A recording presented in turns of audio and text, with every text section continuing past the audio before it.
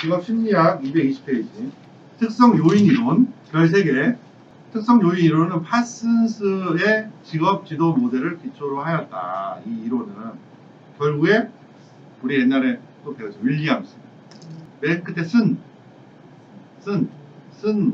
다 특성 요인 이론이구나 라고 생각하시면 돼요. 4번 동그라미 4번 심리학 이론과 개인차 심리학이 그 기초를 두고 있으며 진단 과정을 매우 중시한다. 그죠? 심리검사를 중요하니까 개인의 흥미나 능력, 심리검사나 객관적인 수단을 통해서 밝혀내고자 한다. 윌리엄슨, 헐 등 미네소타 대학의 연구자들이 파슨스의 이론을 확장하였다. 파슨스는 현명한 직업의 선택을 위해서 나에 대한 이해, 직업에 대한 이해, 뭐예요? 합리적인 매칭. 아까 배웠죠?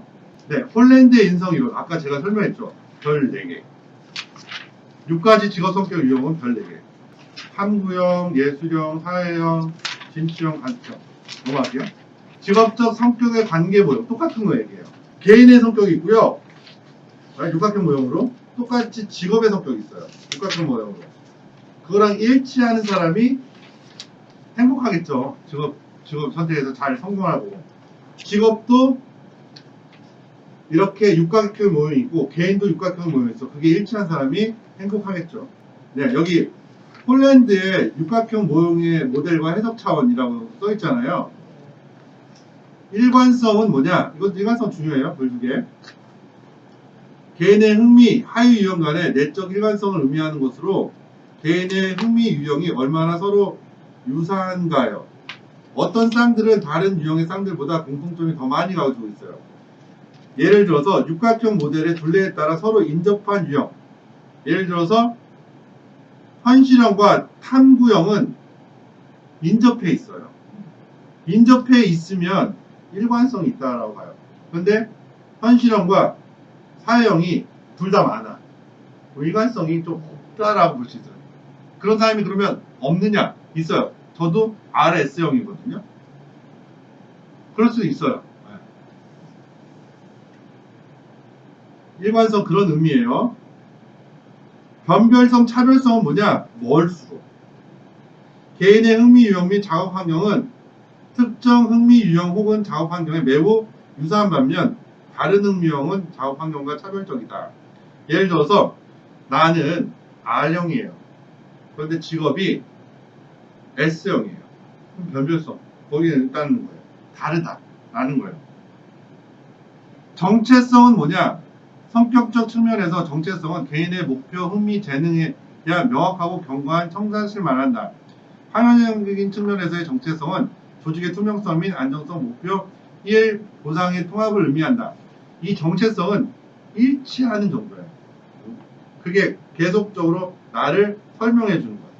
모든 것이 목표와 흥미와 재능과 이런 것들이 잘 설명하고 있다는 게 정체성이에요. 잘 나오지 않습니다. 일치성은 뭐냐? 나와 직업이 일치하는 거예요. 나는 RS형인데 직업도 RS형이에요. 그게 일치성 있나? 거기까지만 하시면 돼요. 일치성도 별 2개. 이 2가지만 나와요. 일관성과 일치성. 폴란드의 검사 도구가 아닌 것은 1. 직업선호도 검사, 자기 방향 탐색 검사, 직업 탐색 검사, 진로 성숙도 검사.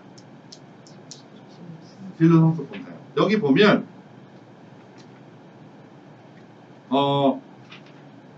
직업 선호도 검사는 베이케이션 프리퍼런스잖아요. 이게 선호잖아, 선호. 예? 자기 방향 탐색 검사는 디렉티드, 서치, 찾는 거잖아, 내 직업을. 그죠? 그러니까 선호 검사예요, 선호. 찾는 거니까. 직업을 서치하는 거니까요. 여기 직업 탐색 검사, 익스플로레이션이라고 하잖아. 이것도 찾는 거예요, 찾는 거. 그러니까 직업 선호, 흥미 검사예요, 흥미 검사. 폴란드 검사예요. 자기 직업 상황 검사. 이것도 좀 기억해 주세요. 그리고 경력 의사 결정 검사. 이것도 경력을 결정하는 거잖아요. 디시전. 이게 폴란드의 인성 이론의 검사예요. 근데 CMI 해갖고 진로 성숙도 검사 이렇게 나오거든요. 그걸 찾아주시면 돼요. 데이비스와 로키스트의 직업 적응 이론이라고 있어요. 직업 적응 이론은 미네소타 대학의 데이비스와 로키스트가 미네소타 대학이 심리학이랑 심리검사에서 최고 대학이거든요. 그 미네소타 대학은 꼭 검사에 M자가 들어갑니다. M. 그래서 기억해 주세요. 여기 보면 괄호 3에 미네소타 직업분류 체계라고 써있죠. 여기 미네소타라고 써있죠. 네? 그 다음에 231페이지 직업 적응 이론을 기초한 주요 검사 미네소타 중요성 질문지 미네소타로 써있죠.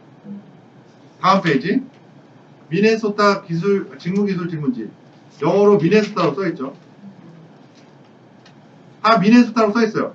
다음 중 미네소타 검사지가 아닌 것. 그럼 미네소타만 빠진 거 찾으면 돼요. 너무 쉽죠? 네, 다시 230페이지 231페이지 직업 적응 유형이에요. 별 3개 해주시고요. 및, 역, 리, 지 라고 외워주시고 다음 중 성격 차원, 양식 차원이 아닌 것은 민첩성, 역량, 리듬, 끈기 뭐예요? 끈기예요. 적응 방식 차원은 융통성, 끈기, 적극성, 가능성이에요. 그러니까 민영 리지를 외우시고 융통성, 끈기, 적극성, 가능성을 보조적으로 외워놓으세요.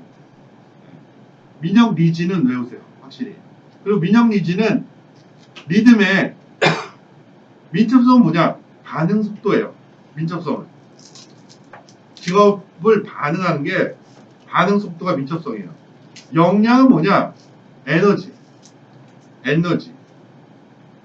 활동 수준이에요. 활동 수준. 에너지를 갖고 활동 수준. 리듬은 뭐냐?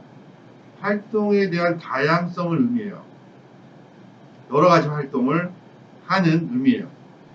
다음 설명 중 틀린 것은 민첩성, 반응 속도 및 과제 완성도를 역량, 에너지 소비량과 연관되며 평균 활동 수준을 의미한다. 리듬, 활동에 대한 단일성을 의미한다. 지구력, 환경과의 상호작용, 시간과 연관되며 다양한 활동 수준의 기간을 의미한다. 지구력이니까 기간이죠. 그런데 문제는 이렇게 나와요. 활동에 대한 단일성이 아니라 다양성이죠. 리듬. 리듬이 다양하잖아요. 그거만 외우세요. 미나 직업 적응 이론의 주요 검사 도구. 네, 별 2개, 3개. 아무튼 미네소타 한번 찾으세요. 미네소타 중요성 질문지에 대한 연구를 통해 발견할 수 있는 6가지의 가치, 직업 가치, 성취 가치, 이타심, 자율성, 안락함, 안정성, 지위. 이게 주요 가치라는 거예요. 가치관 검사에. 우리는 성취지향으로 뭔가 성취할 수 있는 직업을 선택하거나 남을 돕거나 혹은 독자적으로 행동하거나 혹은 편안하거나 혹은 직업 안정이 있거나 혹은 남으로부터 존경을 받거나 이런 가치관에 의해서 우리는 직업을 선택한다는 거예요. 이게 가치관 검사거든요. 미네소타 중요성 질문지에는 6가지의 직업 가치가 있어요. 이것도 그냥 성의자 안한지라고 외우거든요. 성의자 안한지 성의자 안한지.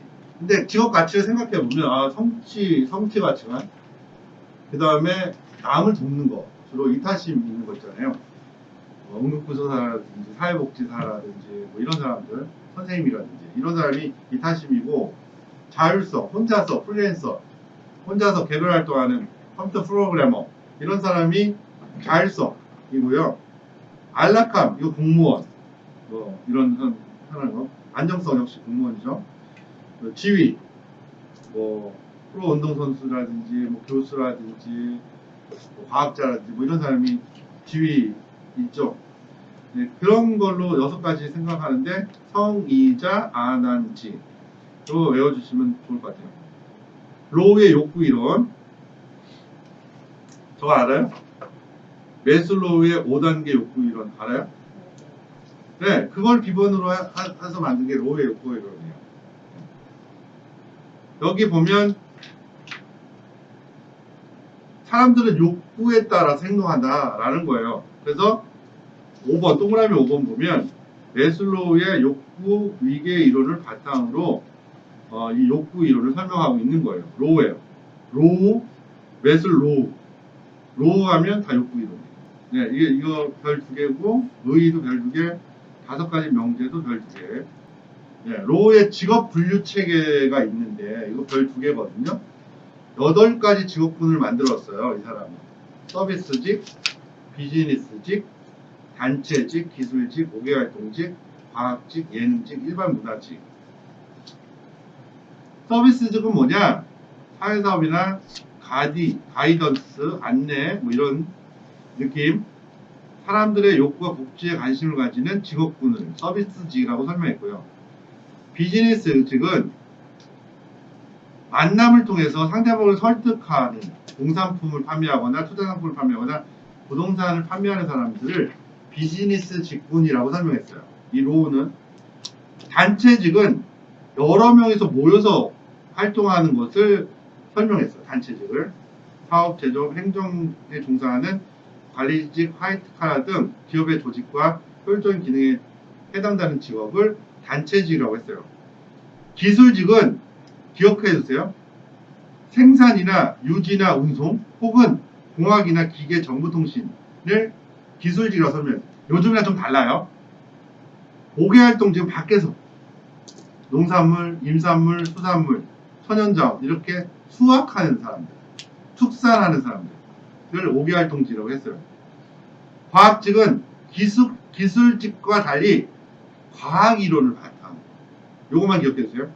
예능직은 예술이에요. 일반 문화직은 개인보다는 인류의 활동에 흥미를 가지며 문화유산을 보존하는 걸 일반 문화직이라고 했어요. 로우가 8가지 직업군으로 설명했어요. 직업을. 그래서 외울 때 서비, 단기, 옥과 예일이거든요. 서비, 단기, 옥과 예일 외우시고 그런데 그 직업은 6가지 수준이 있다고 설명했어요. 고급 전문직, 중급 전문관리직, 준전문관리직, 숙련직, 반숙련직, 비숙련직. 고급, 중급, 준전문, 숙련, 반숙련, 비숙련. 이 순서대로 외우세요. 왜냐하면 1단계 1수준이 고급이에요. 고급, 중급, 준전문, 숙련, 반숙련, 비숙련. 부모와 자녀의 관계 유형을 설명했어요. 이 사람이. 그것도 별 2개. 네, 수용, 받아들이는 거예요. 무관심형, 수용적으로 대하지만 자녀의 욕구나 필요에 대해 그리 민감하지 않고 자녀에게 어떤 것을 잘하도록 강요하지 않는 사람들이 무관심형이에요. 다 받아주지만 그렇다고 강요하지도 않아. 네 마음대로 해는 거죠. 애정형은 온정적이고 관심을 기울이며 자녀의 요구에 응하지만 독립심도 길러주고 벌을 주기보다는 이성과 애정으로 특별히 케어하는 사람들이 애정형이에요. 정서 집중형에는 과보호형과 과요구형이 있어요. 자녀를 지나치게 보호함으로써 자녀의 의존심을 키우는 거죠. 의존적으로. 과요구형은 자녀가 남들보다 뛰어나거나 공부를 잘하기를 바라면서 엄격한 훈련을 시키는 것이 과요구형이에요. 회피형은 거부나 무시가 있어요. 거부형은 자녀에 대해 냉담하여 자녀가 선호하는 것이나 의견을 무시하고 부족한 면이나 부족한 면을 지적하며 자녀의 욕구를 충족시켜 주려 하지 않는 거부형이고요. 무시형은 자녀와 별로 접촉하려 하지 않으며 부모로서 책임을 회피하는 사람이 회피형의 무시형입니다. 구분만 할 수 있으면 돼요. 구분만. 잘 구분하시고요. 예, 예전에는 이 로우는 부모와 자녀 간의 애착 관계에서도 그 직이 달라진다고 봤어요. 여기 앞에 보면 235에 기옥과라고 써있죠. 기옥과. 이 기술직, 5개활동직, 과학직은 주로 혼자예요, 여럿이세요. 기술직, 5개활동직, 과학직은 주로 혼자예요, 다른 사람이랑 협력해서 해요. 협력해서요? 운전, 도구, 혼자예요, 혼자. 야외에서 해요, 주로. 이런 사람들은 주로 부모와 애착관계가 조금 없던 사람들이 주로 이렇게 혼자서 뭐 도구를 만지고 막 이렇게 밖에서 하고 캠핑 좋아하고 막 이렇게 스스로 혼자서 야외에서 바깥에서 하는 사람이 많다라고 봤어요. 이론. 대신 사람들 만나는 서비스지. 만나고 대면하고 인류에 관심을 많이 가지고 이런 비즈니스직, 서비스직, 단체직, 예능직, 일반 문화직은 애착관계가 있는 쪽에서 많이 있을 거라고 봤는데 뭐 이런 게 다 조금 편견이다라고 해서 요즘엔 시험 문제 잘 안 나와요. 옛날엔 나왔어요. 그래서 따뜻한 부모와 자녀 관계에서 성장한 사람은 서비스직, 비즈니스, 단체직, 예능직, 일반 문화직을 선택하는 경향이 높고 차가운 부모와 자녀 관계에서 성장한 사람은 비옥과는 높다라고 했어요. 빈즈버그의 진로 발달 및 진로 선택의 단계. 요거 별 3개라고 봐야 될 것 같아요. 옆에 쓰세요. 환잠현. 처음에 6세부터 11세 사이에는 직업에 대해서 환상적, 비현실적이고, 내가 만화나 놀이나 뭐 영화나 이런 데서 꿈꾸는 직업을 직업을 가져야겠다 이런 거죠. 나 우주인이 될 거야. 대통령이 될 거야. 뭐 이런 때 이게 환상기라고 하는 거예요. 환상기. 잠정기는 청소년기예요. 11살부터 17세까지 자신의 흥미나 취미에 따라 직업을 선택하는 게 잠정기예요. 그러니까 청소년기예요. 이때는 어느 정도 직업에 대해서 인식하고 나에 대해서 인식하는 단계에 들어가요. 이거를 잠정기라고 하고 17살 이상 성인 초기를 현실기예요. 막상 졸업하려니 나에게 맞는 현실적인 거에 맞춰서 내가 직업을 선택하더라. 그래서 환상기, 잠정기, 현실기예요. 그래서 환자면이거든요. 환자면 기억해 두시고 잠정기에는 청소년기에는 흥미 단계, 능력 단계, 가치 단계, 전환 단계 있어요. 흥능가전이라고 해요. 흥능가전. 고려대쯤에 흥능이라고 있거든요. 홍능인가? 홍능? 네. 흥능가전이에요. 흥능가전. 흥미, 능력, 적성, 가치관. 그 다음에 그것을 전환하는 단계. 이것을 잠정기, 청소년기에 다 거친다는 거예요. 그 다음에 이제 취업할 시기에, 대학 졸업 시기에는 탐구투기예요. 탐구투. 그때는 현실적으로 몇 개의 직업을 탐색해봐요. 진짜. 그리고 직업의 목표에 다다르기 위해서 구체화하고요. 정교화시켜요. 그래서 흥능가전 탐구투기예요. 잠정기에는 흥능가전, 현실기에는 탐구투. 다음 슈퍼의 진로 발달 이론. 이것도 별 3개. 슈퍼는 빈즈버그는 환자면, 슈퍼는 성탐확유세예요. 성장기, 탐색기, 확립기, 유지기, 세태기. 네, 다음 페이지. 242페이지. 진로 발달 단계, 성탐확유세를 이렇게 세부적으로 지금 설명하고 있는 거예요. 이거는 별 4개. 반드시 나옵니다. 성탐확유세를 설명하는 거예요. 슈퍼에 성탐확유세를 설명하고 있어요. 그 중에 성장기, 탐색기, 확립기, 유지기, 쇠퇴기에서 성장기, 탐색기가 매우 중요해요. 네, 성장기에는 0세부터 14살까지. 그러니까 중학교 1학년 정도까지예요. 14살. 그 다음은 24살. 그 다음은 44살. 그 다음은 64살. 이해되셨어요? 처음에만 14살이고, 그 다음부터는 20년씩. 14살, 24살, 44살, 64살. 성탐하유세요. 0세부터 14살까지는 성장기예요. 욕구나 환상이 지배적이나 사회적 참여와 현실 검증력이 발달로 점차 흥미와 능력을 중시하게 돼요. 이때 환상기, 흥미기, 능력기의 하위 단계가 있는데 일단 여기까지는 모르셔도 되고 성장기는 14살까지다. 알겠죠?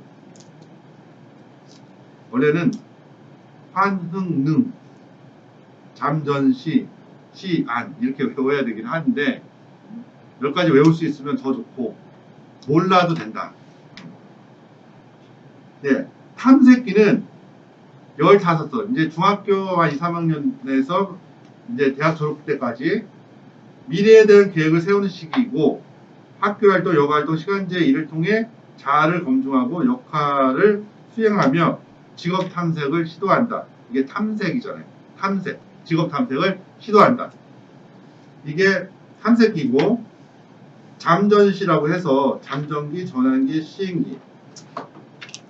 잠전시까지만 외워도 되고 내용은 몰라도 돼. 확립기. 이제 대학 졸업하고 나서는 이제 내 직업의 정체성을 가지게 되고 계속 이렇게 확정적으로 정체성을 만들어내는 거예요.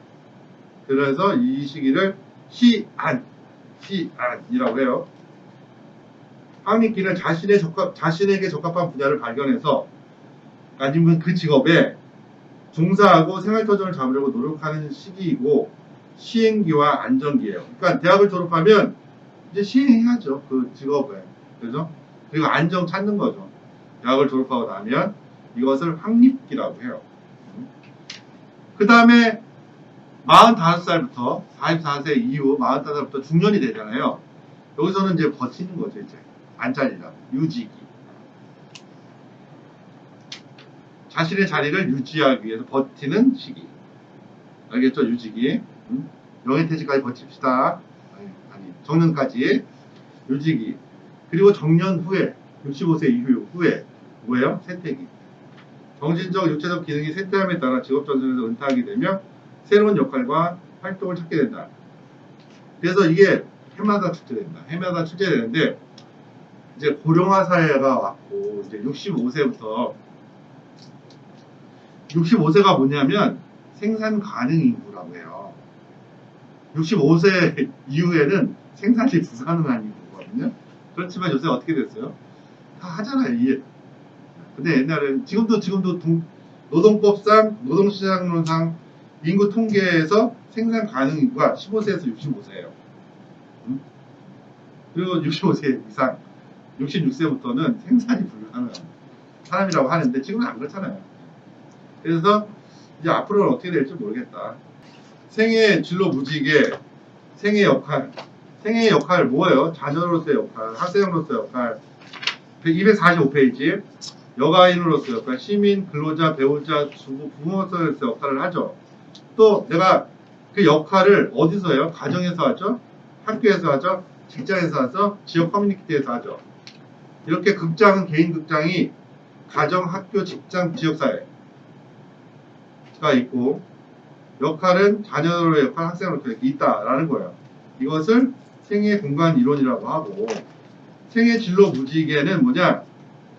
뒤 페이지 보면 이렇게 0세부터 이렇게 몇 세까지 내가 배우자의 역할을 할 것인지 자녀로서의 역할을 할 것인지 여기 써 있어요. 어린이, 학생, 여가인, 시민, 작업자 이렇게 써 있잖아요.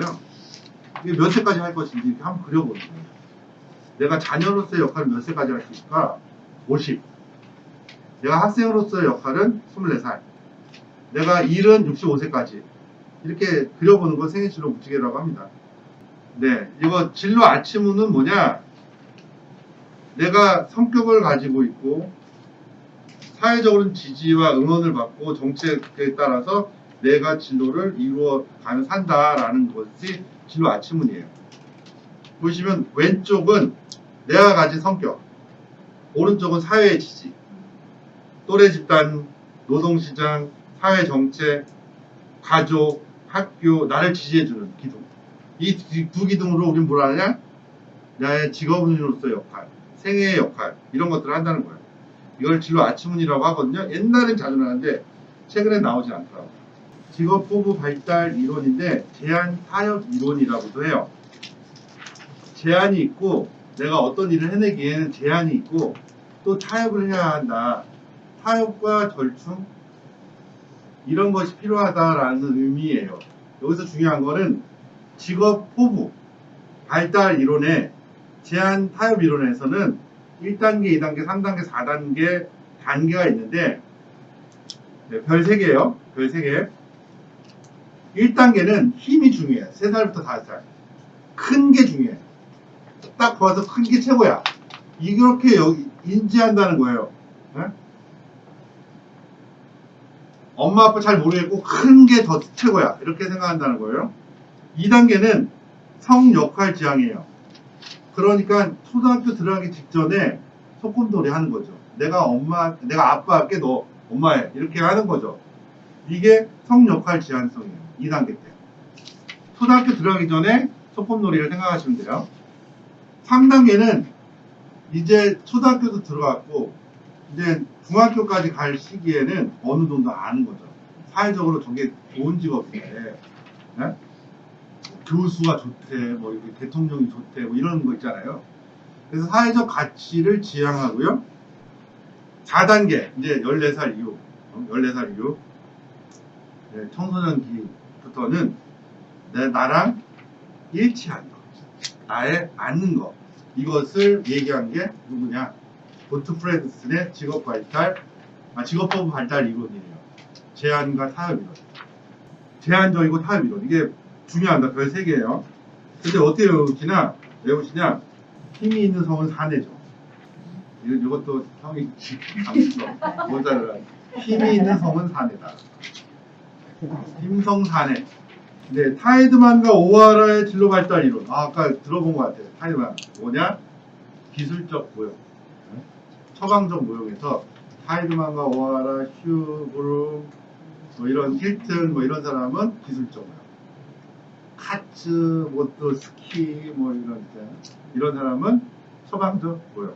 근데 타이드만과 오하라거든요. 별 2개고요. 타이드만과 오하라의 직업 정체감 형성 과정, 예상기가 있고 실천기 이 2단계로 있는데 예상기에는 전 직업기 250페이지 전 직업기, 실천기는 적응기예요. 적응기. 그러니까 내가 직업 생활을 하기 전, 이게 전 직업기거든요. 직업 생활을 하고 난 후는 적응기로 2단계로 나눴어요. 타이드만과 오하라가. 이걸 외우셔야 돼요. 탐구, 선명, 순계통이에요. 탐구하면 선명해지잖아요.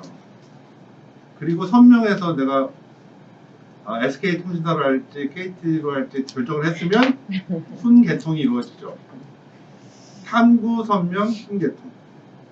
탐구, 선명, 순계통. 이게 어디서 나온 말이지? 탐구, 선명이잖아요. 타이드만, 오하라. 7글자잖아요. 타이드만과 오하라니까. 타이드만, 오하라. 탐구, 선명, 순계통. 이렇게 외우세요. 크롬볼츠의 사회학습 이론. 크롬볼츠가 가장 유명한 말을 한 게 있어요. 계획된 우연이라는.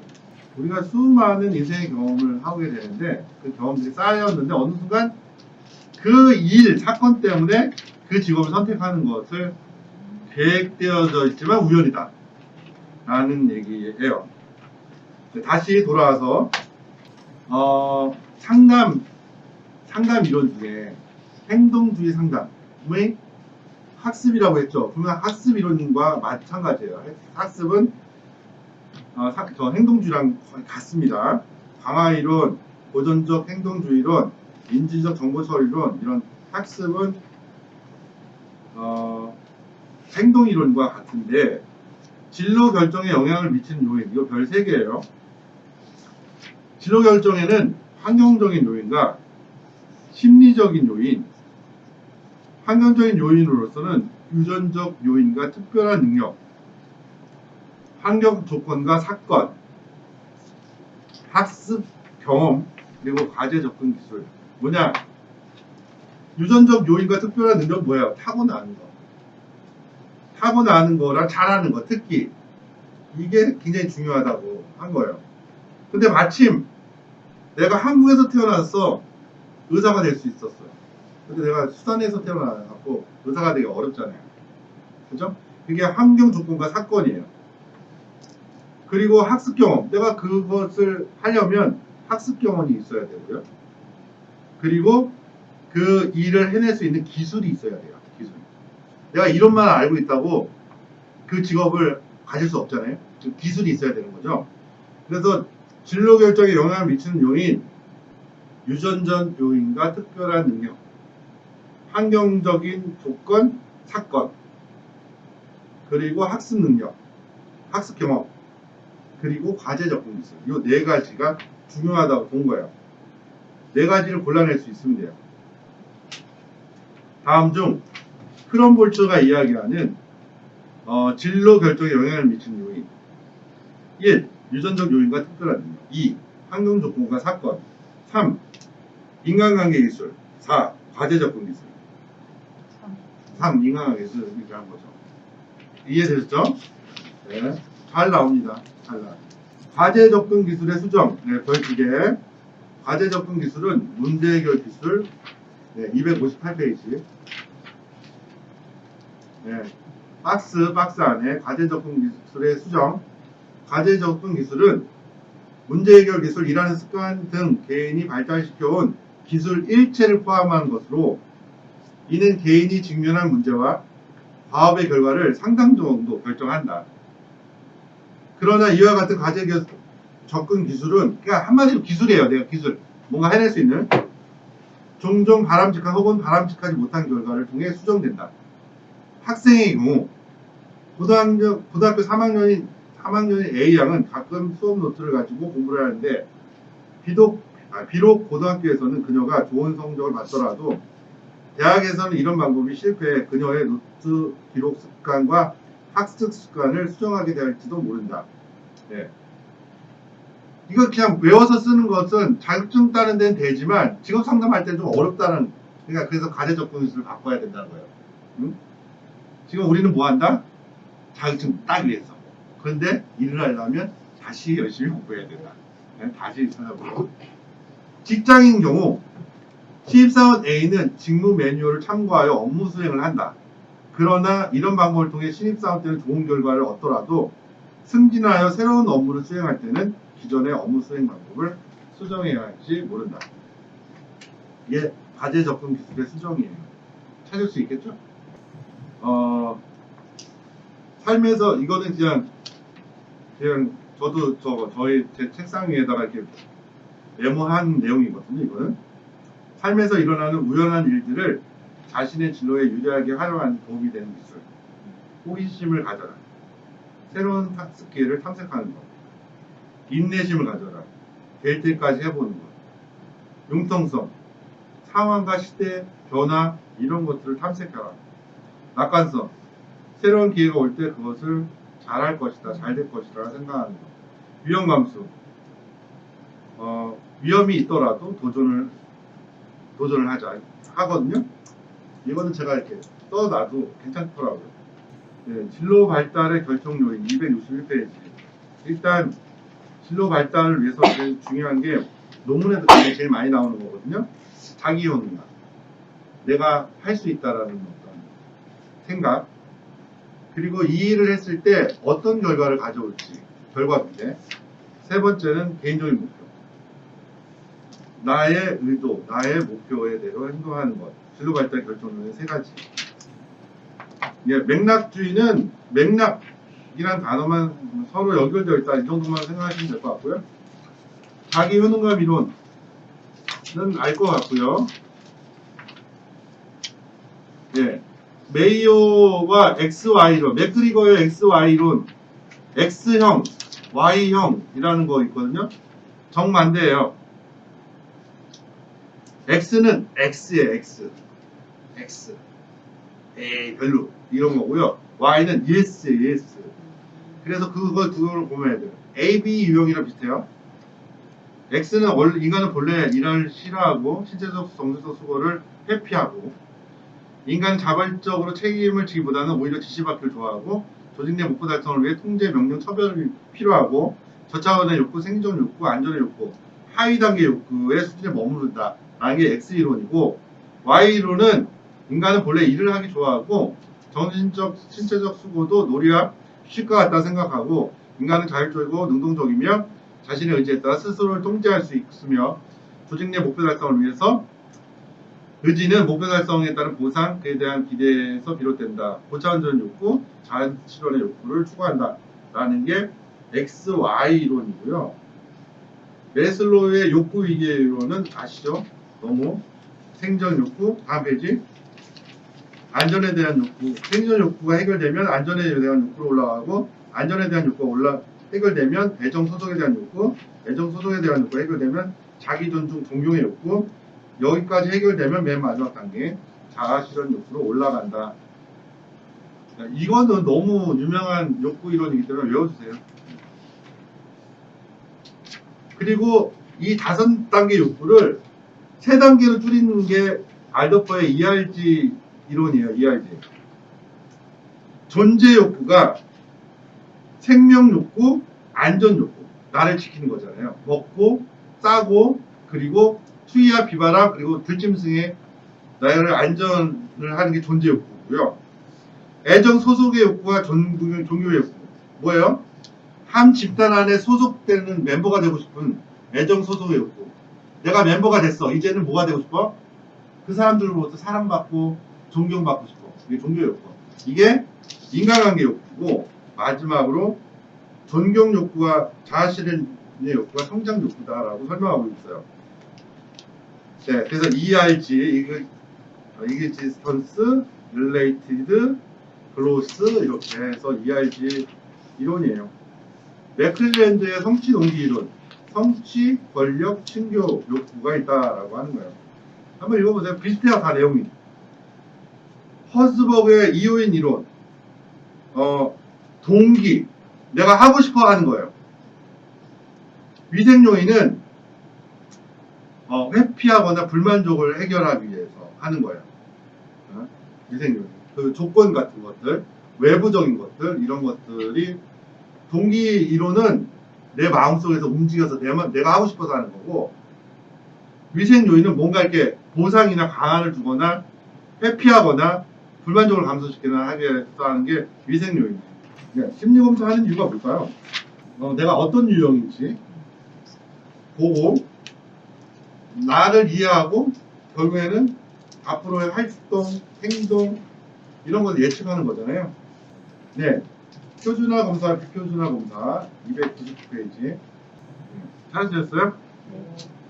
표준화 검사는 정해진 절차에 따라 실시되고 채점되는 검사이다.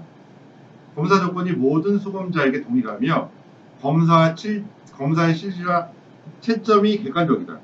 우리가 주로 하는 심리검사는 다 표준화 검사죠. 뭔가 규칙을 만들고 기준을 만들어서 만든 검사죠. 대부분의 표준화 검사는 검사와 신뢰도와 타당도를 확보하는 검사이다.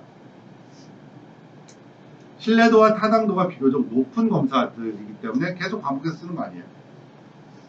검사 결과는 대규모 표집으로부터 얻은 기준 참고 자료를 참고하여 해석되며 이를 통해 기준 집단과 비교해서 내가 어느 정도 위치에 있는가라고 보는 거예요. 떨어진 정도 위치.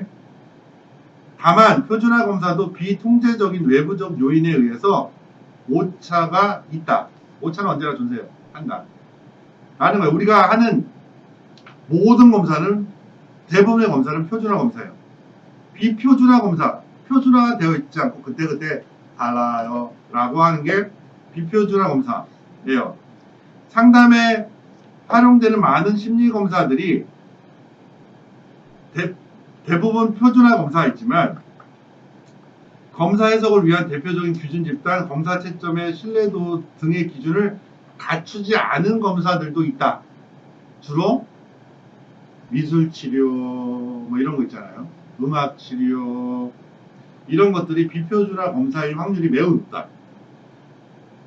그런 비표준화 검사에는 수사법, 행동관찰법, 에세이 검사 등이 이에 해당된다. 이런 거죠. 그림 그려놓고 가족 그림 그려봐. 아빠 이렇게 그리고 엄마는 이렇게 그리고 이런 걸로 보는 거잖아요. 그때 보형심리, 동그라미 그리면 둥글둥글, 세모는 목표지야. 그리고 S자는 예술형, 뭐 이런 게 S를 또 이렇게 그리거나 옆으로 이렇게 그리거나 뭐 이럴 때마다 다 다르잖아. 근데 이거를 충분하게 임상을 많이 한 사람들은 해석할 수 있는 사람들이 비표준화 검사 이거거든요.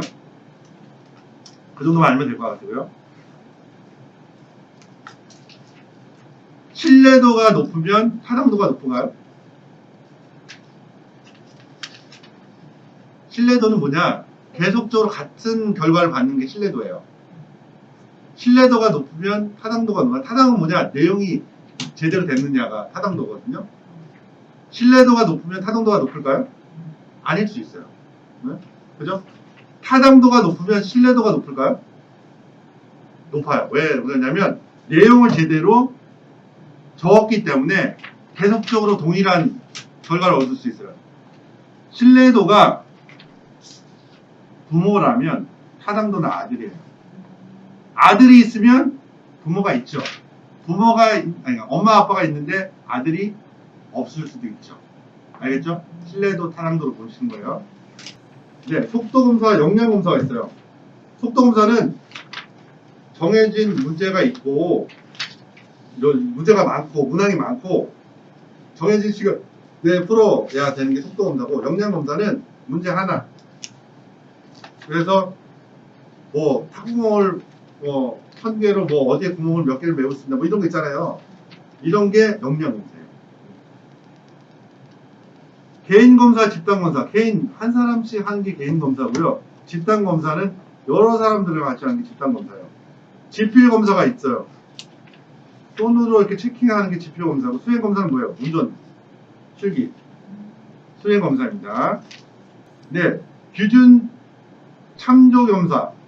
개인의 점수를 유사한 다른 사람들과 점수와 비교하여 상대적으로 어떠한 수준에 있는지를 알아보는 거예요.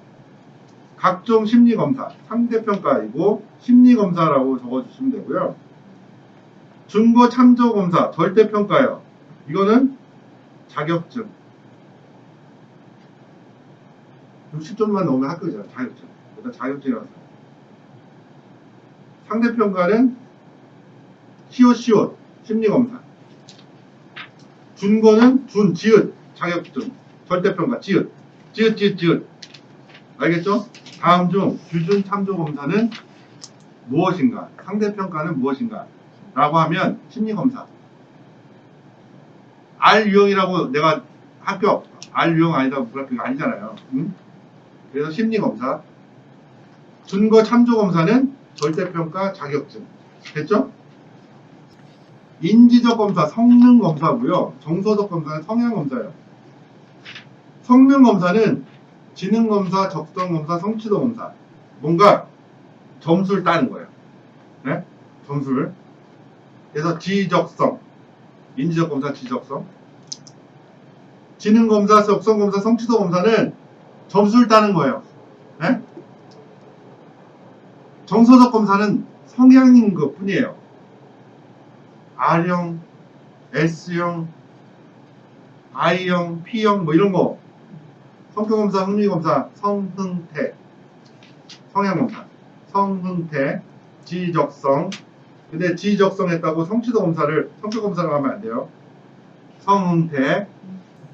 303페이지 양적 평가 검사. 숫자랑 문제가 있는 것, 문제의 개수가 있는 것, 문항이 있는 것들을 양적 평가라고 하고요. 질적 평가는 문제의 개수 있다기보다는 그냥 느낌 이런 것들을 얘기하는 거예요. 자기 효능감 척도, 카드 분류, 아까 직업 카드 분류 얘기했죠? 직업 가계도, 그리고 역할놀이 이런 것. 그래서 자기 효능감, 직업 분류, 직업 가계도, 역할놀이 요 네 가지만 질적 평가로 외우세요. 나머지는 뭐다? 양적 평가. 뭐? 자기 효능감, 직업 카드, 직업 가계도, 역할놀이.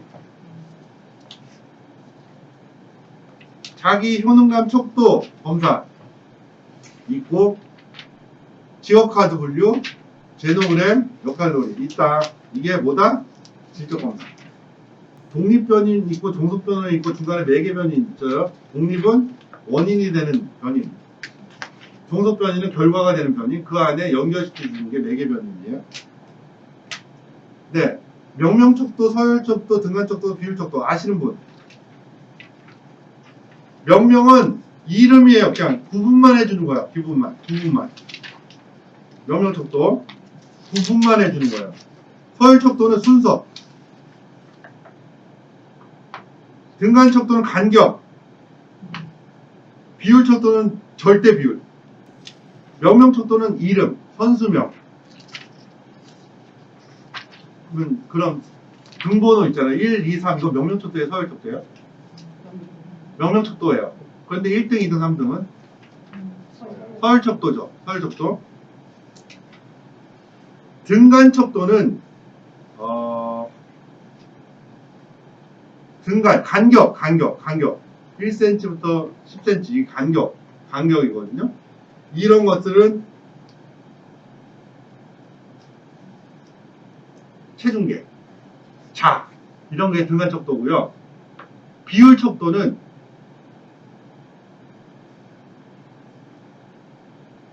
뭘로 해야 되나? 모르겠네. 몸무게. 네, 체중계. 비율척도가 체중계. 네, 등간척도는 온도계. 비율척도는 절대 0점이 존재한다라는 거예요. 네, 체중계. 왜냐하면 체중계는 2배 무겁다 이게 되는데 온도계는 2배 무겁다 아니 덥다 이렇게 얘기할 수가 없어요. 그죠? 아니 뭐 중요하지 않아요. 그냥 그 구분만 할 수 있으면 돼요. 네, 평균치, 중앙치, 최빈치. 평균치는 뭐냐면 전체를 합쳐갖고 나누는 거예요. 그걸 평균이라고 하고요. 중앙치는 중앙값이에요. 그 중앙에 위치한 거예요. 12, 13, 16, 19, 20, 22의 경우 중앙이 뭐예요? 16과 19예요. 6가지니까. 12, 13, 16, 19, 20은 16이 중앙치예요. 그냥 16이라고 쓰면 돼요. 대신 짝수인 경우에는 12, 13, 16, 19 중에 중앙은 16이랑 19라서 그것을 두 개 합쳐갖고 2로 나누면 돼요. 그러면 뭐예요? 17.5. 최빈값은 빈도수가 많은 거예요. 여기서 제일 많은 게 18이죠. 그래서 최빈값이 18이라고 할 수 있겠습니다. 네, 정상분포 볼게요. 정상분포. 예, 여기 34, 34 합치면 뭐죠? 중간에 34, 34 합치면 2 플러스 하면 얼마예요? 네? 68%잖아요. 대충. 그죠? 68%. 예? 이것을 평균이라고 해요. 정상분포라고 해요. 그 안에. 그리고 14, 14 더하면 68에서 14, 14 더하면 어떻게 돼요? 96%예요. 96%. 96%. 그리고 나머지 4%가 뭐야? 맨 끝이에요. 맨 끝. 그것만 기억해 주시면 돼요. 68, 96, 68, 96. 68, 96만 기억하시면 되고요. 맨 끝이 99.7이거든요. 99.7. 그러면 96, 98, 99.7. 1표준 편차. 68%가 1표준 편차고요. 2표준 편차가 96%. 그리고 99%, 99.7%. 이것만 외워주시면 되고요. 다음 페이지 볼게요. 제일 1표준 편차가 어디가 68%, 2표준 편차가 96, 그 다음에 99. 이거 외우세요. 그냥 외우세요. 이걸 이해하려고 하지 말고 68, 96, 99 외우세요. 그리고 평균이 100이고 표준 편차가 15인 정상 풍토일 경우 어디가 68% 안에 드는 게 몇이에요? 85에서 115예요. 외우세요 그냥. 85에서 115. 여기가 우리가 평균이라고 보면 돼요. 이해되시나요? 왜 이해가 안 돼? 외우시라 하지 마. 여기 보면 다시 앞에 이제 309페이지 보면 맨 밑에 표준 편차가 15라고 했죠. 15씩 벌어지는 거예요. 편차가. 85에서 115. 양쪽으로 15씩 벌어진 거 있잖아요. 그죠? 그 안이 몇 퍼센트예요? 34%, 34%죠. 이게 66%예요. 이게 평균이에요. 응? 평균이에요. 그래서 여기서 벗어나면 14%, 14%예요. 이게 2표준 편차예요. 그 다음이 3표준 편차인데 그게 99%예요. 99%. 그러니까 외우세요. 그냥. 네, 기준 제작 시 확률 표집 방법 별 2개. 단순 물선 표집은 뭐냐? 제비뽑기예요. 제비뽑기. 추첨. 312페이지 추첨이에요. 층화 표집은 뭐냐? 집단별로 표집하는 거예요. 기독교에서 몇 명, 천주교에서 몇 명, 뭐 있죠? 불교에서 몇 명, 이슬람에서 몇 명, 엄물교에서 몇 명. 이렇게 보는 게 층화 표집이에요. 분지 표집, 직라 표집이라고 하는데 이거는 뭐냐? 동질적인 하위 숙도를 구분하여서 뽑는 방법인데 초등학교 A초등학교 1학년 1반, B초등학교 1학년 1반 이렇게 뽑는 거를 군락 표집이라고 해요. 직락 표집. 구분만 해주시면 돼요. 개통 표집, 체계적 표집은 뭐냐? 오늘 며칠이죠? 15번 일어나. 25번 일어나. 35번 일어나. 하나의 숫자를 정한 다음에 거기에 간격에 맞춰서 뽑는 게 체계적 표집이라고 해요. 구분만 할 수 있으면 돼요. 100분위 점수는 100으로 만들었다는 거예요. 100으로. 요거는 좀 시간이 걸립니다. 표준 등급도 기억해주세요. 9등급. 우리 내신인가 뭐 이런 거 할 때 9등급 하죠? 네, 그걸 표준 등급이라고 해요. 그 정도만 아시면 되고요. 신뢰도는 계속적으로 같은 결과가 나와야 돼요. 신뢰도는. 타당도는 뭐냐? 내용이 타당돼야 돼요. 먼저 신뢰도에는 검사, 재검사 신뢰도가 있어요. 같은 동일한 검사를 시간 간격을 두고 또 검사해 보는 거예요. 그런데 똑같이 나왔다. 그러면 검사, 재검사 신뢰도가 있는 거예요. 밑에는 좀 읽어보시고요. 검사, 재검사 신뢰도 추정 시 단점, 성숙 효과. 두 검사 사이의 시간 간격이 너무 클 경우 측정 대상의 속성이나 특성이 변할 수 있어요. 초등학교 때 내가 이 검사를 했는데 대학교 때 했어요. 그러면 검사 결과가 밑에 이렇게 나오기 어렵죠. 네? 그래서 성숙 효과가 있고요. 발음 민감성 검사는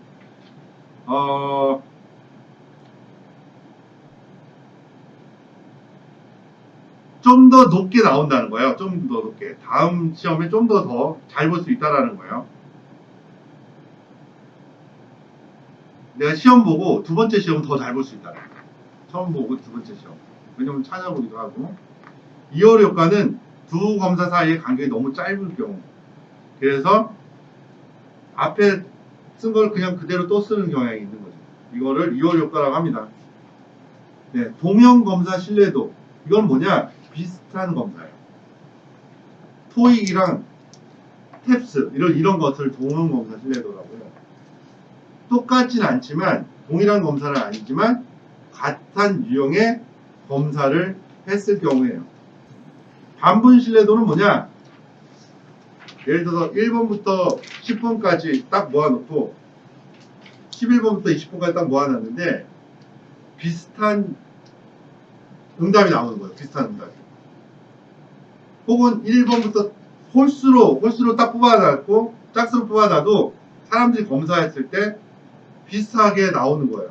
그걸 반분 신뢰도라고 해요. 그래서 여기 보면 전후 절반법 1번에서 10번, 11번에서 10번 기후 절반법 전체를 홀짝으로 하는 거예요. 1번이랑 10번, 1번이랑 11번, 2번이랑 12번 이렇게 하는 게 임의 배치법이라고 해요. 네, 322페이지. 신뢰도의 영향 요인 및 신뢰도 제고 방법. 네, 요거는 별 2개, 그래서 별 3개인데, 뭐, 알아서 하시고요. 심리검사의 신뢰도에 영향을 주는 개인차도 있고요. 문항수도 있어요. 문항수가 많아지면 신뢰도가 높을까요, 낮을까요? 높아져요. 왜냐하면 예를 들어서 문항이 하나야. 근데 다 맞았어. 100점. 신뢰도가 높다고 얘기할 수 없잖아요. 근데 한 30문제 하면은 어느 정도 얘랑 실력 차이를 제대로 읽을 수 있잖아요.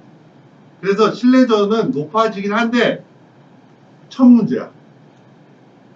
그러면 막 한 100문제 풀다가 이제 안 푸는 거지. 그럼 신뢰도가 높아지기 어렵죠. 이게 매우 중요해요. 문항수 별 3개 치시고 문항수가 많은 경우 신뢰도는 어느 정도 올라간다. 다만 문항수를 무작정 늘린다고 해서 검사의 신뢰도가 정비례하여 커지는 것은 아니다. 별 3개. 요게 문제가 나요. 타당도는 얼마나 그 내용을 정확하게 반영했느냐예요. 내가 오늘 직업상담사 자격시험을 보러 갔는데 과학시험 문제만 나오고 과학 문제만. 그럼 타당도가 높아져요? 타당도가 낮다라는 거죠. 타당도는 그 검사가 측정하고자 하는 속성을 얼마나 정확하게 측정하고 있느냐라는 거예요. 여기 아까 얘기 신뢰도와 타당도의 측정에 신뢰도와 타당도의 조건에 대해서 나온 거잖아요. 타당도는 신뢰도의 충분 조건인 반면 신뢰도는 타당도의 필요 조건에 해당된다. 이게 아까 그 말이에요. 신뢰도는 엄마 아빠고 부모고 아니 부모라고 하면 안 돼. 부부고 타당도는 아들 자식이다. 자식. 네, 내용 타당도는 내용이 얼마나 타당하고 있나.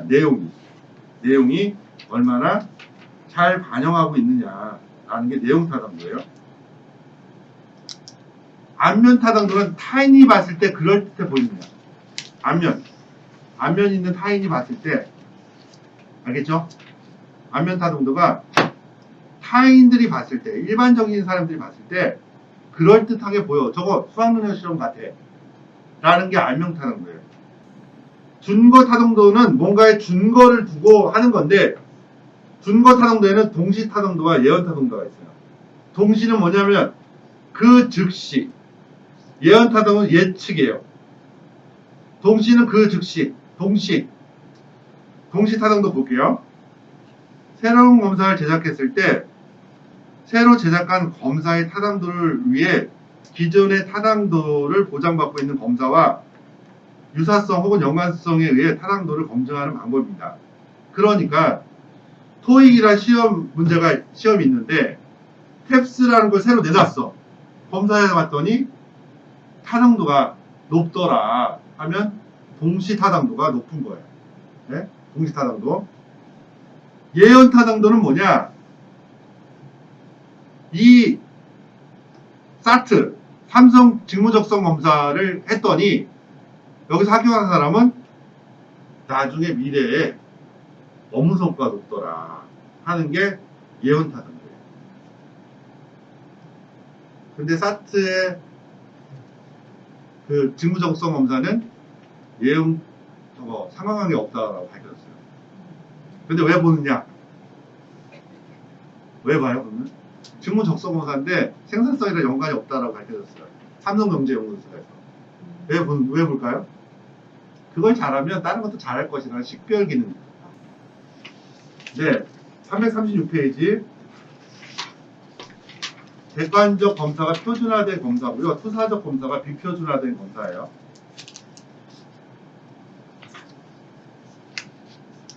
네, 객관적인 검사와 투사적 검사의 장단점 비교. 이거 비교해보세요. 객관적인 검사는 뭐 신뢰도 타는 거 다 높겠죠. 근데 단점은 사회적 바람직성에다 표시하는 경우가 많아요. 당신은 남을 돕는 것에 찬성하십니까? 사실 별로 안 좋아하는데도 찬성 이렇게 한다는 거예요. 투사적 검사는 다양한 반응을 이끌어내고 풍부한 심적 특성을 끌어낼 수 있어요. 다만 신뢰도 타는도가 낮죠. 아주 전문적인 굉장히 능력이 있는 사람만이 다룰 수 있는 거죠. 네, 넘어가고요. 심리검사 결과 해석시 유의사항 체크해 두시고요. 별 2개 읽어보시면 돼요. 언어성 검사랑 동작성 검사가 있어요. 언어성 검사는 숫자를 포함해서 여러 가지 문자와 활자로 된 검사를 언어성 검사예요. 동작성 검사는 뭐예요? 손가락을 써서 맞추고 깨맞추고 넣고 쪼개고 뭐 이런 거예요. 여기서 다음 중 동작성 검사가 아닌 것은 빠진 거 찾기, 차례 맞추기, 토막 짜기, 숫자 외우기예요. 다음 중 언어성 검사가 아닌 것은 기본 지식, 공통수성 문제, 이해 문제, 토막 짜기. 그렇게 나와요. 그래서 뭔가 이렇게 손으로 막 이렇게 맞추고 이러는 거는 동작성 검사다. 성격 5인 거죠. 빅5. 이거 별 3개. 빅5가 뭐냐면, 외우세요. 344페이지. 외향성.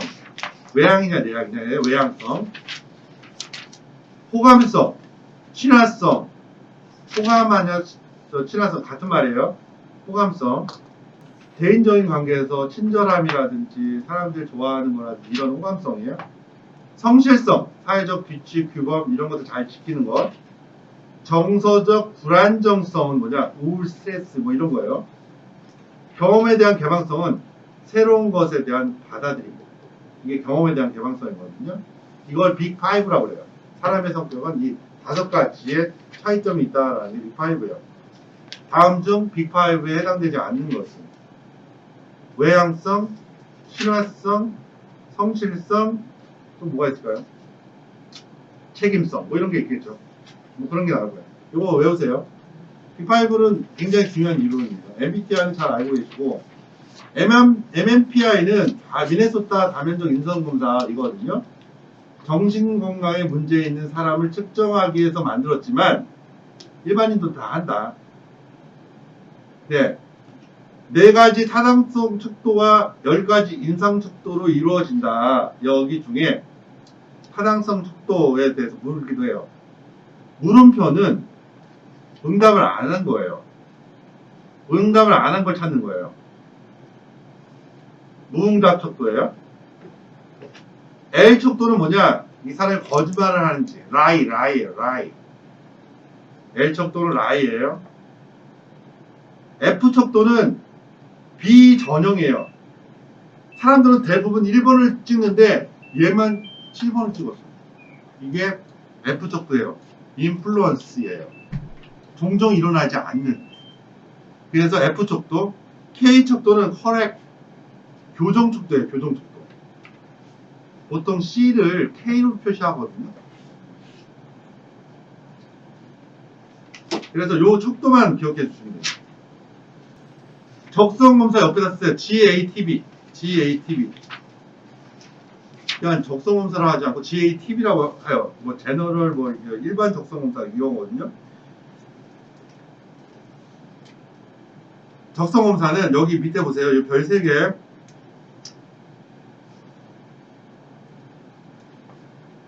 지필 검사와 기구 검사가 있는데, 기구 대조 검사, 형태 검사는 형태 지각을 하는 거예요. 명칭이니까 사무죠. 타점 속도 표식 종성 기입, 이거는 운동 반응이에요. 평면도 공간, 입체 공간은 공간 적성 지능, 어휘는 언어, 산수는 수리, 개수도 수리. 네, 이제 기구 검사예요. 수행 검사, 수행. 내가 손으로 하는 거예요. 손의 재치, 손가락 재치예요. 판치 검사, 회전 검사는 손의 재치. 손가락 재치는 조립이랑 분해. 여기서 가끔 나와요, 나와요. 그래서 여러분들이 요거에 맞게 특징을 맞춰서 외워주세요. 외워주시고. 네, GATB에 측정하는 직업적성 검사 측정 내용. 이건 별 2개. 지능은 학습이죠. 학습에서 해주세요. 언어는 언어에 표시해주세요. 수리는 계산에 표시해주세요. 계산. 사무지각은 문자. 공간 판단력은 공간. 형태는 도해, 표, 실물. 운동 반응은 눈과 손, 손가락, 손가락 재치, 손가락 정교성은 손가락의 정교. 손의 재치는 손의 정교. 잘 맞추세요. 이거는 잘 고르세요. 객관식으로 나오거든요. 그래서 잘 아까 거기에 맞춰서 수리, 계산 여기 찾아주시면 되고요. 흥미 검사는 스트롱 방식이 있고 후더 방식이 있고 홀랜드 방식이 있어요. 이 3가지 방식이 있다라는 정도만 외워주시면 되고요. 네, 스트롱 직업 흥미 검사는 일반 직업 분류에 홀랜드의 육각형 모형이 있고요. 기본 흥미 척도가 있어요. BIS, 개인 특성 척도 PSS. 개인 특성 척도는 업무 유형, 학습 유형, 리더십 유형, 모험심 유형 4개 척도가 있다는 거 기억해 주시고요. 직업생활 선호도 검사는 직업 정보로 해서 다룰 거예요. 진로 성숙도 검사 크라이티스 외우세요. 네, 태도 척도랑 능력 척도가 있어요. 태도가 있고 능력이 있잖아요. 그죠? 태도 척도만 외우세요. 결참, 독성, 타. 결참, 독성, 타. 태도 척도만 외우세요. 네, 직무 분석의 의의는 별 2개. 378페이지. 직무 분석과 목적, 이거 한번 읽어봐 주시고요. 네, 직무 분석 결과로부터 얻을 수 있는 8가지 정보, 활용도 이거 별 2개. 읽어봐 주시고요. 직무 분석 자료의 일반적인 출처. 직무를 하는 현직자, 현직자의 상사, 직무 분석가, 저 같은 직무 분석가, 또 고객이 봤을 때 저 사람 뭐 하는 것 같아요? 라고 물어볼 수 있죠. 그 정도 해주시고, 직무 분석의 3단계, 별 1, 직업 분석, 직무 분석, 작업 분석.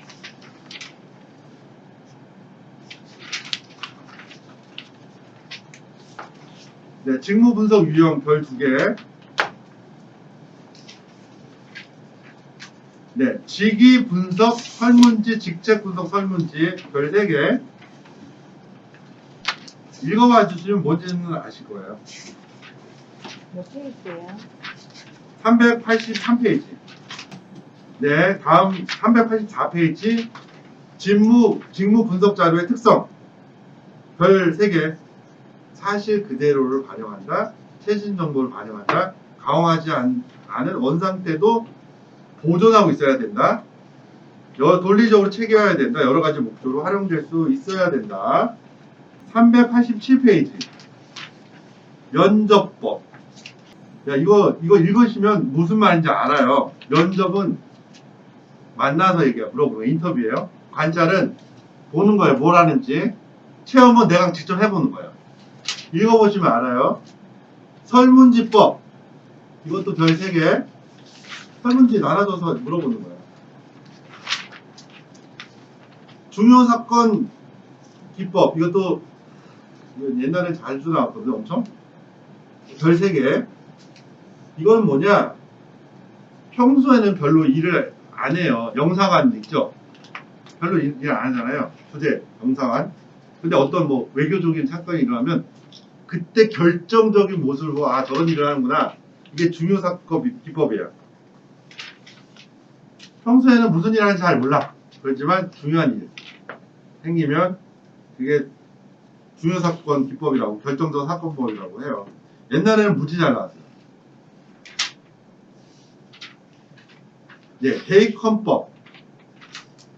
8명에서 12명의 직무 전문가가 모여서 서로 의견을 나눠서 하는 게 대입헌법이에요. 브레인스토밍을 아시죠? 조직에서의 경력개발. 네. 홀의 경력 발달 과정 408페이지.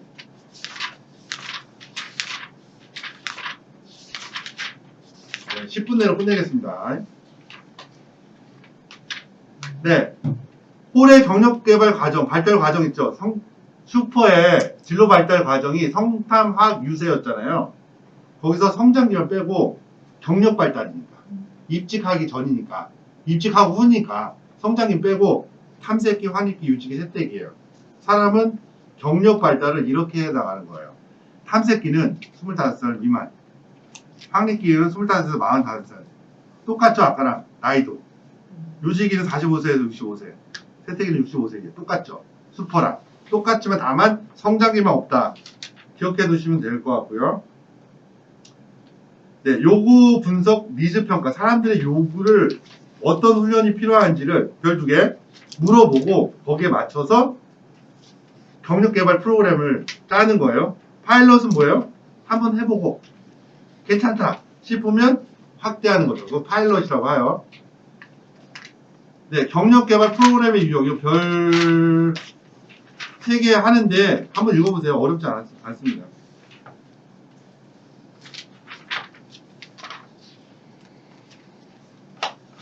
네, 주요 경력 개발 프로그램, 별 2개, 워크숍, 뭐냐, 신입사원 대상으로. 하잖아요. 맨날 신입사원 오면 오리엔테이션 같은 워크숍 하잖아요.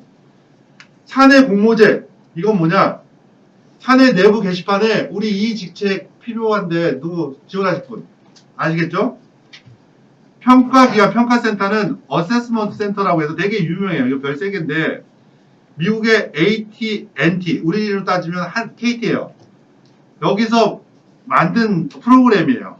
그 정도만 알고 계시면 돼요. 네? 평가센터가 조기 발찰제, 훈련 프로그램 한번 읽어보시면 되고, 후견인 프로그램, 이거 멘토링이에요. 네? 신입사원이 오면 하나 멘토 붙여서 하는 게 후견인 프로그램이에요. 직무 순환 프로그램, 이거 뭐 인사팀에 있다가 뭐 총무팀에 갔다가 이렇게 하는 게 직무 순환 프로그램이에요. 다운사이징이 뭐냐, 요즘에는 슬림화 한다는 거예요. 슬림화. 그래서 다운사이징 시대의 경력개발 방향, 이거 별 3개 최근에 하는 거죠. 또 뭐 애자일 뭐 조직 뭐 이런 거 하는 거랑 비슷한 거예요. 다운사이징이. 직업 전환 상담 별 2개인데요. 한번 읽어보시면 아실 것 같고요. 네, 직업지도 프로그램의 주요 종류 420페이지. 이것도 읽어보시면 누구나 쉽게 알 수 있어요. 자기 탐구, 직업 탐구, 직장 스트레스, 실업 충격 완화, 직업 전환, 직업 다시 복귀, 직업 적응, 조기 퇴직 프로그램, 은퇴 후 프로그램 읽어보시면 됩니다. 네, 그래서 직업과 스트레스 볼게요. 갈등이 있거든요. 갈등 437페이지. 네, 갈등 요 별 3개, 별 2개. 접근 갈등은 둘 다 좋아. 좋아 갈등이에요. 산에 가고 싶기도 하고 바다에 가고 싶기도 하고 둘 다 좋은 거예요. 접근 둘 다 좋아 갈등. 네? 접근 회피 갈등은 좋아 싫어 갈등이에요. 좋아 싫어 갈등. 승진을 하려면 지방을 가야 하고 지방 근무는 싫고 좋아 싫어. 접근 회피 갈등. 회피 갈등은 학교도 가기 싫지만 집에서 엄마의 또 잔소리도 싫은 거예요. 둘 다 싫어. 싫어 갈등이에요. 이중 접기 해피 갈등은 두 개가 포함되어 있는 거예요. 접근 해피 갈등을 보이는 두 개의 행동 목표 중 어느 하나만을 선택할 수밖에 없는 경우 발생한다. 네, 그 정도만 구분해 줄 수 있으면 되고요. 뭐가 맨날 나오냐면 네, 스트레스에 관한 주요 연구 이거 별 두 개 체크해 주시고 네, 셀리에의 일반 적응 증후군 네, 별 3개입니다. 외우세요. 경고, 저항, 소진. 경고, 저항 440페이지. 네, 별 3개. 보통 경고가 일어납니다. 그죠? 뭔가 경고가 있어. 근데 잘 몰라. 우리 몸에서 막 저항하죠. 부들부들 떠는 거죠. 그리고 나서 번아웃 되는 거. 이것을 경고, 저항, 소진. 이 순서대로 기억해 주세요. 경고, 저항, 소진. 계속 나오니까. 네, 1. 중독증과 소진. 이거 별 2개인데 한번 읽어보세요. 어려운 내용 아니에요. 번아웃에 대한 얘기거든요. 워크홀릭이랑 번아웃. 네, 역스 노슨, U자 모형. 이것도 별 2개. 직무 스트레스가 너무 높거나 반대로 너무 낮은 경우 직무 수행 능력이 U자로 보이는 현상이에요. 이렇게 동그라미, 산처럼. 너무 쉬워. 또는 작도 안 되고 막 별로 재미없는 거예요. 그런데 어렵고 적당한 스트레스 있는 게 제일 효과를 많이 내는 거죠. 너무 어려워. 못해. 너무 어려워. 못하는 거예요. 그래서 역육자 모형이 보다 역스 도슨의 역육자형 가설이에요. 네, 역할 갈등. 별 3개. 별 4개. 잘 읽어보시면 무슨 갈등인지 알 거예요. 개인 간의 역할 갈등 443페이지 개인 간의 역할 갈등 직업에서 요구와 직업 이외의 요구 간의 갈등 이걸 개인 간 역할 갈등이에요. 개인 내 역할 갈등 내 안에 개인의 복잡한 관계 개인이 수행하는 직무와 요구와 개인의 가치관이 다를 때 나 이거 하기 싫은데 하래 이럴 때 송신자 간 갈등 2명 이상이 갈등을 일으킬 때 부장님은 A를 하라고 그러고 차장님은 B를 하라고 그래. 이게 송신자 간 갈등이에요. 그러니까 지시하는 사람이 다른 거야. 2명이. 송신자 내 갈등이에요. 아주 신속하고 제대로 처리해. 이거예요.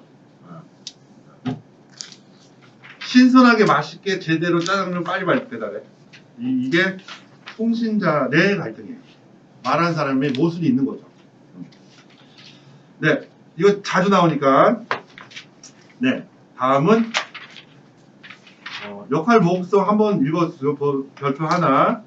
스트레스 원인 별표 2개 읽어보시고 A, B 성격 유형 이것도 자주 나와요. A형, B형 이렇게 구분한 거예요. 2가지 유형으로. 여기 뒤에 페이지 보면 A형 성격 유형과 B형 성격 유형의 일반적인 행동 특징 별 3개 여기 표시해 주시고 이거 읽어보세요. A형은 굉장히 이렇게 다혈질 뭐 이렇게 설명하면 돼요. 쉽게 화를 내, 적대적, 참을성 없음, 승부에 집착해, 성취욕, 경쟁욕, 근무시간 철저, 많은 일에 성취하려 하고, 과정을 즐기지 못하고, 반대자에 대해서 강력하게 대처하고, 스트레스 상황에서 더 빨리 포기하고, 관상 공백성, 심장병이 걸릴 확률이 높은 다혈질. B형은 뭐냐? 차분하고 온순해, 저처럼. 시간에 대한 걱정이 덜하고 여유를 갖죠. 아직도 안 끝내. 훌륭한 강사 아니야. 일 처리에 있어서 여유있게 대처해.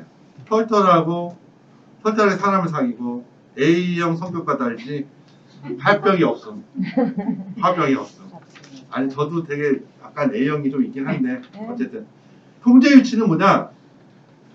이게 외부 탓인지 내 탓인지 하는 걸 통제 위치라고 하거든요. 읽어보시면 무슨 말인지 알 거예요.